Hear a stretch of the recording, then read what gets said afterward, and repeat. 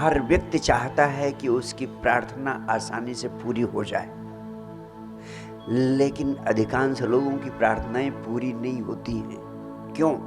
क्योंकि आप ही उन प्रार्थनाओं के पूरी होने में सबसे बड़ी बाधा खड़ी करते हैं। अन्यथा कोई भी प्रार्थना इस अस्तित्व में अपूर्ण नहीं रहती। प्रार्थना का अर्थ ही होता है कि वो पूरी हो जाए। सारी प्रार्थनाओं का अस्तित्व उत्तर देता है, सारी प्रार्थनाओं को पूरा करता है और हर प्रार्थना पूरी होती है। इसको अच्छी तरह भली भांति आपको समझ लेना चाहिए।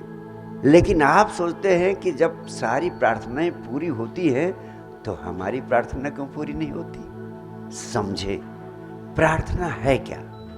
आपके भीतर कोई चाह उठती है, कोई आकांक्षा उठती है, उसको प्राप्त करने का विचार ही तो प्रार्थना बन जाता है। जो आकांक्षा उठी, उस आकांक्षा को पूरी करने का विचार, जो विचार व्यक्त होता है आपकी आकांक्षा को पूरा करने के लिए, उस विचार की अभिव्यक्ति का नाम ही तो प्रार्थना है। और मैं आपसे कहना चाहता हूं, जो भी विचार आप व्यक्त करते हैं, हर विचार स्वयं में सक्षम है साकार होने के लिए।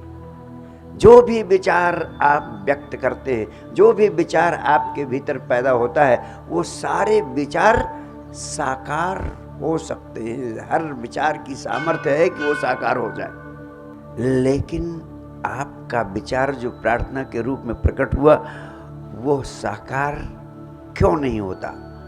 इसका सबसे महत्वपूर्ण कारण यही है कि आप जिंदगी में जो चाहते हैं वो नहीं मिलता, बल्कि आप जिस बात के होने की अपेक्षा करते हैं, जिसको आप समझते हैं कि ये हो जाएगा, वही होता है। आप जो चाहते हैं वो नहीं, बल्कि जो आप हर क्षण अपेक्षा करते रहते हैं कि ऐसा होने वाला है, वही होता है। आपके साथ सबसे बड़ा दुर्भाग्य है, आप चाहते हैं कि कुछ हो और सोचते रहते हैं कि कहीं अन्यथा न हो जाए। आपकी प्रार्थना, आपकी चाह, आपकी आकांक्षा होती है कि ऐसा हो जाए, लेकिन 24 घंटे आपको भय लगा रहता है कि कहीं अन्यथा न हो जाए, कहीं वैसा न हो जाए, कहीं उसका उल्टा न हो जाए।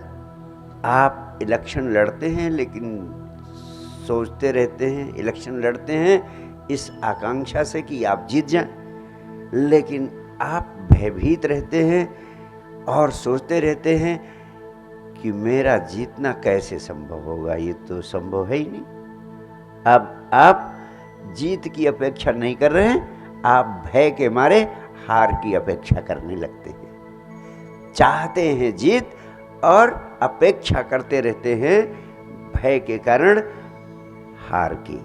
तो जिस चीज की आप अपेक्षा करते रहते हैं, वही विचार असलियत में साकार होता है। जो आप चाहते हैं कि साकार हो जाए, वो नहीं होता है। आप इस अंतर को समझ नहीं पाते हैं। कोई व्यक्ति ये नहीं चाहता है कि मेरा एक्सीडेंट हो जाए।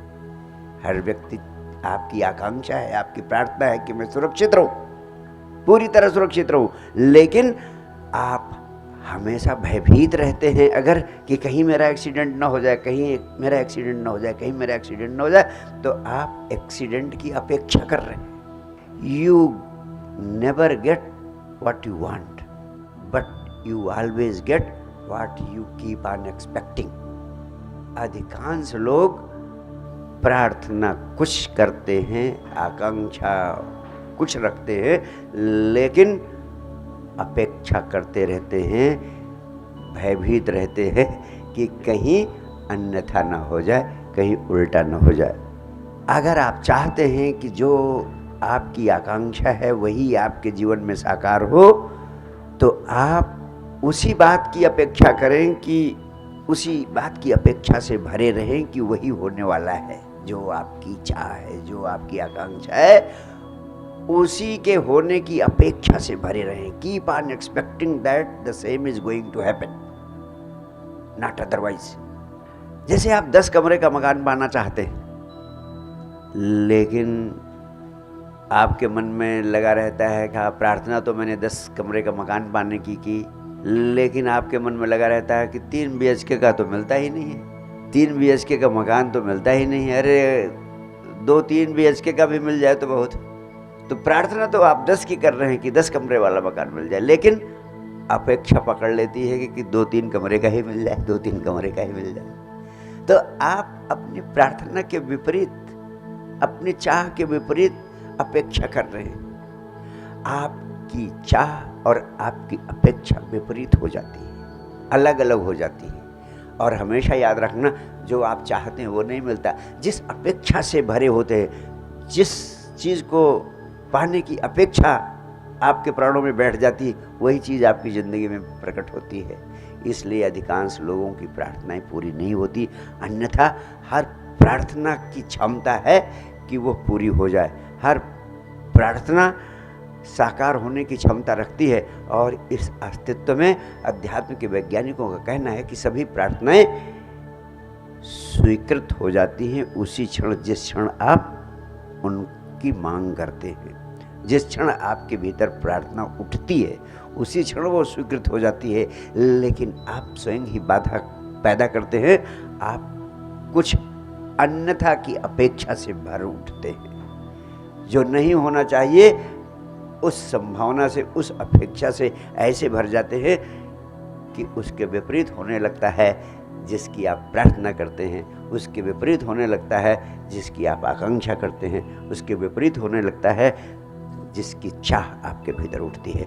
दूसरी महत्वपूर्ण बात आपकी प्रार्थनाओं के संबंध में आपसे कहना चाहता हूँ, आपके विचार, आपके भाव और आपकी मान्यताएं ही आपका जीवन निर्मित करती हैं। और आप हैरान होंगे, कुछ विशेष शब्द जो आप निरंतर बोलते रहते हैं, कुछ विशेष वाक्य, कुछ विशेष वचन जो सहज रूप से, स्वाभाविक रूप से आपके भीतर से निरंतर निकलते रहते हैं, वे शब्द, वे वचन, वे वाक्य ही आपका भविष्य निर्मित करते हैं। क्योंकि जिन शब्दों का आप प्रयोग करते हैं, जिन वाक्यों का, जिन वचनों का आप निरंतर उपयोग करते हैं, वे धीरे धीरे आपके गहरे अवचेतन मन में प्रवेश कर जाते हैं। और जो चीज़ आपके अवचेतन मन में गहरे प्रवेश कर जाती है, वह आपके जीवन को प्रभावित करती है।